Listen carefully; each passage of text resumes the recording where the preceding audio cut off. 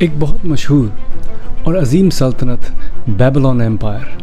اس کی شروعات چاہے بہت چھوٹی تھی لیکن ایونچولی اس نے پورے میسوپوٹیمیا کے علاقے پر قابو پا لیا. لیکن ایک حیرت انگیز انداز میں جیسے اس ایمپائر کا رائز ہوا اسی طرح اس ایمپائر کا ڈکلائن بھی ہوا. ایک بہت مشہور اور عظیم سلطنت بیبلونین ایمپائر. اس کی شروعات بہت چھوٹی تھی لیکن ایونچولی اس سلطنت نے پورے میسوپوٹیمیا کے علاقے پہ قابو پا لیا. اس کے عظیم شہر بیبلون سے لے کے اس کے مشہور حکمران، مذہبی عقیدت اور ٹیکنالوجیکل ترقی تک بیبلون نے ایک ایسا اثر چھوڑا جو تاریخ میں آج بھی سنائی دیتا ہے. مگر یہ سلطنت کیسے اٹھی اور یہ کیوں ختم ہوئی؟ لرننگ فرام ہسٹری میں آپ کا خوش آمدید. آج کے ایپیسوڈ میں ہم بیبلونین ایمپائر کے رائز اور فال کو ڈسکس کریں گے اور اس کے بادشاہ، خدا اور ورثے کو ایکسپلور کریں گے. دوستو، بیبلون کی کہانی تقریباً 2300 BCE میں شروع ہوتی ہے میسوپوٹیمیا میں، جس کو کریڈل آف سویلائزیشن بھی کہا جاتا ہے. بیبلون اپنے آپ میں پہلے ایک چھوٹا سا اکیڈین شہر تھا، لیکن کنگ ہمورابی کی حکومت میں اس کا نصیب ہمیشہ کے لیے بدل گیا. ہمورابی جو بیبلون کا چھٹا بادشاہ تھا، اس نے 1792 BCE میں بادشاہت سنبھالی. اس نے اپنی طاقت فوجی کانکویسٹ اور پولیٹیکل الائنسز سے بہت بڑھائی اور میسوپوٹیمیا کے بہت سے علاقوں کو اپنی حکومت کے اندر لے لیا. لیکن صرف اس کی فوجی طاقت نے اسے مشہور نہیں بنایا، بلکہ اس کا لکھا ہوا ایک کوڈ جو کہ کوڈ آف ہمورابی کے نام سے مشہور ہے، یہ وہ کوڈ تھا جس نے اس کو صحیح معنوں میں شہرت دلائی. دوستو، اس کوڈ نے ہر چیز کے لیے قانون بنایا، تجارت سے لے کے خاندانی زندگی تک، جو ایک سلطنت کی سٹیبلٹی کو یقینی بناتا تھا اور بیبلون کی ترقی میں ایک اہم کردار ادا کرتا تھا. ہمورابی کے بعد آنے والے بادشاہ کے انڈر بیبلون نے اور بہت سی ترقی کی، لیکن 6 صدی BCE میں بادشاہ نبوچادنزار II کی بادشاہت میں سلطنت نے اپنی ترقی کی پیک دیکھی.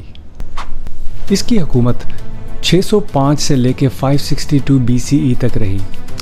نبوچادنزار II پرہیپس یہ اپنی کنسٹرکشن پروجیکٹس جو انہوں نے اپنے حکمرانی میں کیے اس کے لیے سب سے بہترین جانے جاتے ہیں. ان کے کنسٹرکشن پروجیکٹس میں سے ہینگنگ گارڈنز آف بیبلون کا بھی ایک ذکر آتا ہے. یہ اینشینٹ ورلڈ کے 7 wonders of the ancient world میں سے ایک کنسیڈر ہوتے ہیں. انہوں نے اشتار گیٹ کو بھی دوبارہ ریکنسٹرکٹ کروایا اور اس پہ بلو ٹائلوں سے ڈفرینٹ جانور اور ڈفرینٹ خدائی تصویریں بنوائیں. لیکن دوستو، نبوچادنزار II کی حکومت صرف آرکیٹیکچرل پروجیکٹس تک محدود نہیں تھی. اس نے بیبلون کی طاقت کو فوج کے ذریعے بہت بڑھایا، جس میں جوڈا کا جو علاقہ تھا، جوڈا ایک اسپیسیفک علاقہ ہے، اس کے میں میپ لگاؤں گا کہ وہ کس طرف تھا. جوڈا کا علاقہ شامل تھا اور یہاں سے اس نے یہودی لوگوں کو بیبلون کی طرف ایگزائل کر دیا تھا. یہ دور بیبلونین کیپٹیوٹی کے نام سے جانا جاتا ہے. بیبلونینز نے بہت سے دیوتاؤں کی پوجا کی، جس میں سب سے اہم خدا جو ان کے لیے تھا اس کا نام ماردک تھا. ماردک کریشن، پانی، انصاف کا خدا مانا جاتا تھا. بیبلون کے لوگ یہ یقین کرتے تھے کہ یہ خدا ماردک، اس نے کائنات کے کیوس کو ہرایا تھا اور اس کائنات میں آرڈر یا نظم و ضبط یہ لے کے آیا تھا. دوستو، یہاں پر ایک فیسٹیول منایا جاتا تھا ہر سال جس کا نام اکیتو فیسٹیول تھا.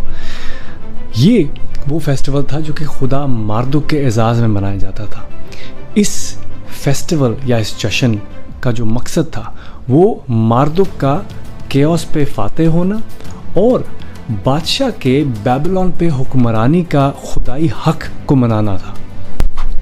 دوستو، بیبلون کا اثر اس کی فوجی تہذیبی اچیومنٹ سے بہت زیادہ تھا. یہ لوگ اسٹرانومی، मैथमेटिक्स और लिटरेचर का एक गढ़ समझे जाते थे।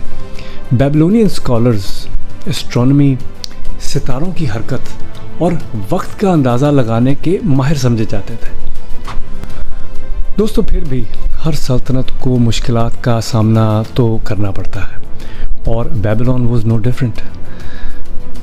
नबूकदनेस्सर II की वफ़ात के बाद सल्तनत का एक डिक्लाइन का दौर शुरू होता है, जो कि बेकार लीडरशिप और अंदरूनी लड़ाइयों की वजह से और कमज़ोर होता जा रहा था। दोस्तों, इसके बाद किंग नबूकदनेस्सर, इनकी हुक्मरानी के दौरान, जो कि 556 से 539 BCE तक थी, बेबीलोन इंतहाई मुश्किलात का सामना कर रहा था। नबूकदनेस्सर एक कंट्रोवर्शियल हुक्मरान था। इसने अपनी हुकूमत का ज़्यादा हिस्सा एग्ज़ाइल में गुजार दिया और अपने बेटे बेल्शाज़ार को बेबीलोन में हुकूमत करने के लिए छोड़ दिया। इसने सल्तनत को और भी कमज़ोर कर दिया था।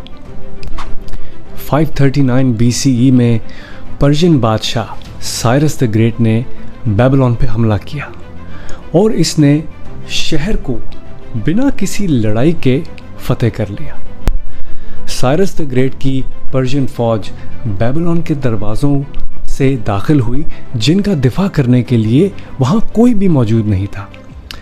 ये वाक़या बाइबल की बुक ऑफ डैनियल में भी लिखा है, जहाँ बेल्शाज़ार एक दावत पे होता है और दावत में रुकावट आ जाती है और इसकी वजह दीवार पर एक अनजानी लिखाई होती है। बेबीलोन के गिरने के बाद ये सल्तनत अपने अंजाम को पहुंचती है, लेकिन बेबीलोन की लेगेसी आज भी ज़िंदा है, जो कि इसके बाद आने वाली पर्शियन एम्पायर्स ने भी महसूस की। बेबीलोन के गिरने के बाद भी इसकी सकाफ़त और इंटेलेक्ट ज़िंदा रही।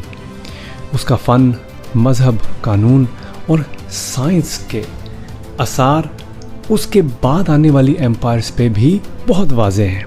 हैंगिंग गार्डन्स ऑफ बेबीलोन तो ख़त्म हो गए, लेकिन बेबीलोन और उसकी अज़मत आज भी हमारी तहज़ीब और यादों में ज़िंदा है।